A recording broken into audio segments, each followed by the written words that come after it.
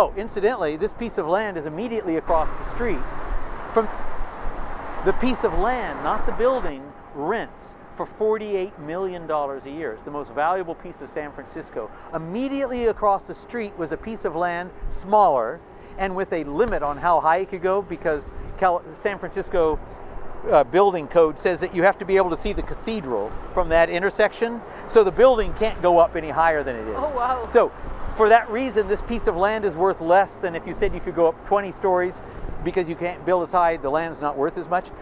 But nevertheless, this land is immediately across the street from the most valuable piece of San Francisco. The question is, I put to you, how could a desirable piece of land be an empty space for 35 years?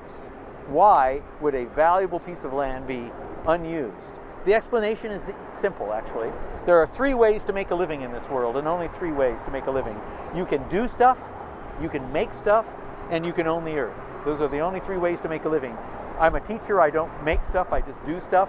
Somebody else makes hydrants, makes sidewalks, makes automobiles, bicycles, what have you. You can do a combination of these, of course. That's another way to make a living.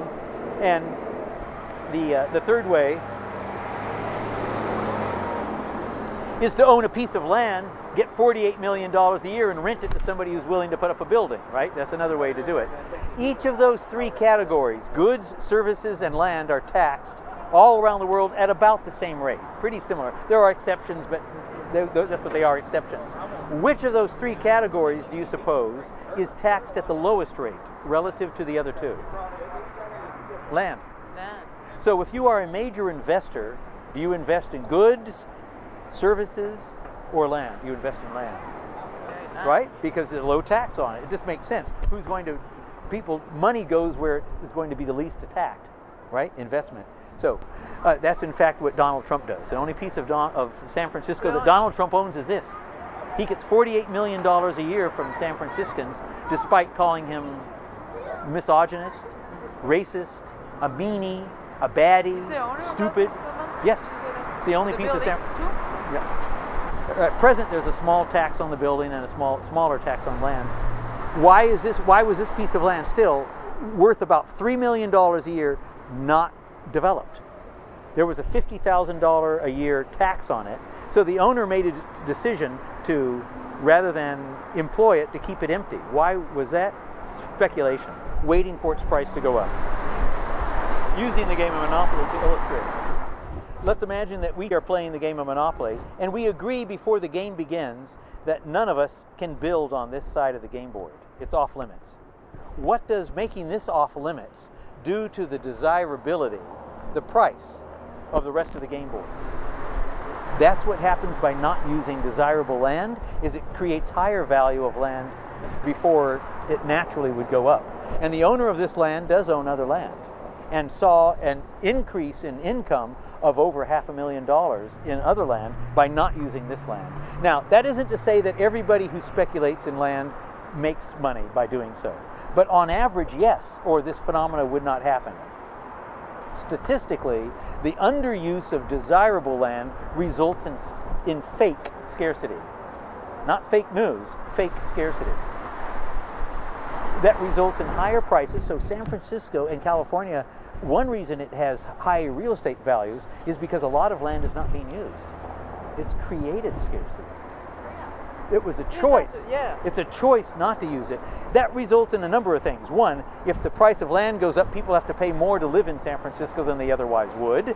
2, if they don't want to pay that higher price, the only way they can afford to live here is to live in smaller space. So Chinatown is the second densest neighborhood in the United States. How? How many tall buildings are there in Chinatown? None. Where are the people living? 3 families to a 1-bedroom apartment. That's how they're doing it. I'm not saying that all is all over, but that's a lot of what's happening. And the other way that use of land results in is the price of land goes up, people have to pay more, or they live in smaller apartments, or the price of land, or people live out here. So they have to live further away from where they want to live. The Marriott workers, they have to live an hour and a half away from where they work. They can't afford to live here, and they're not willing to live in tiny apartments, say. They have a family, so that's not going to happen. So they live out here.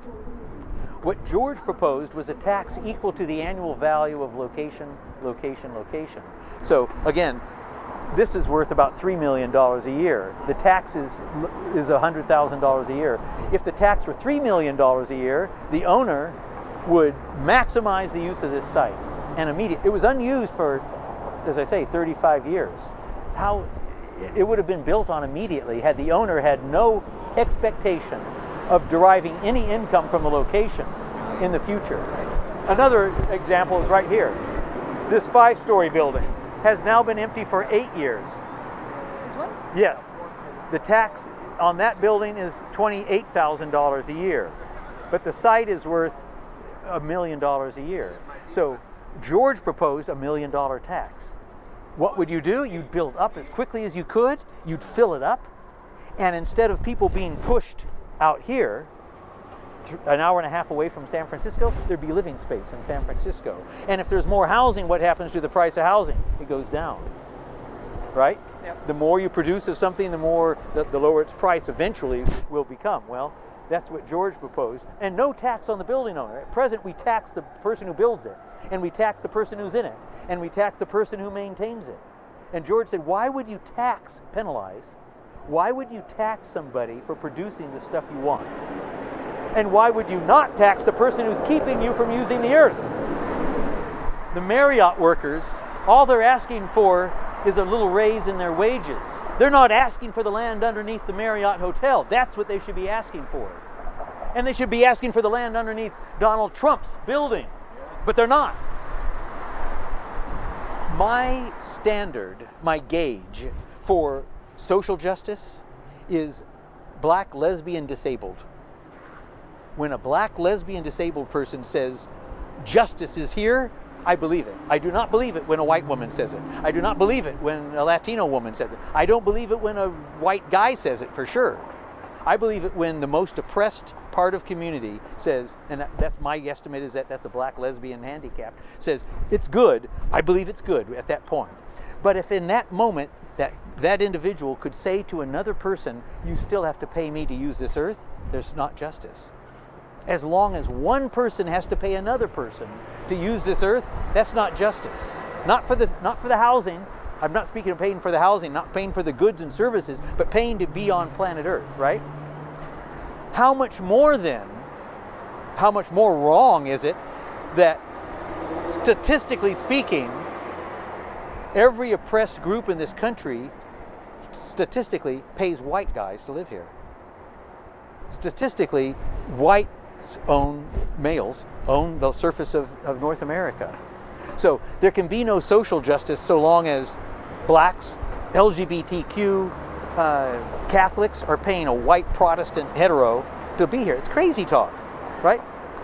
So my question, the challenge I put to every demographic is, when are you going to ask for this earth to be yours? Because until it's yours, you can't win. It's impossible. I may give you the right to vote, but you still are paying me to be here, right? And I can say that as I represent the ownership of North America, a white hetero male. And again, I'm not saying that we alone are to blame, but why would anyone pay a white hetero male to actually live here, much less a black or a Latino woman or whatever? It's just crazy. So to relate this to social movement is just that. Social movement are misguided to the extent they're not asking this question. If they're only asking for the right to vote, if they're only asking for a little more housing, if they're only asking for breakfast, that guy asking for the money for breakfast, if that's all he wants, that's not social justice. Social justice is when I have to pay him to not be on my piece of San Francisco. And that payment will take the shape of streets. Payment for streets, that's the tax dollars, will pay for streets, will pay for social programs, will pay for transportation. Yep, on we go.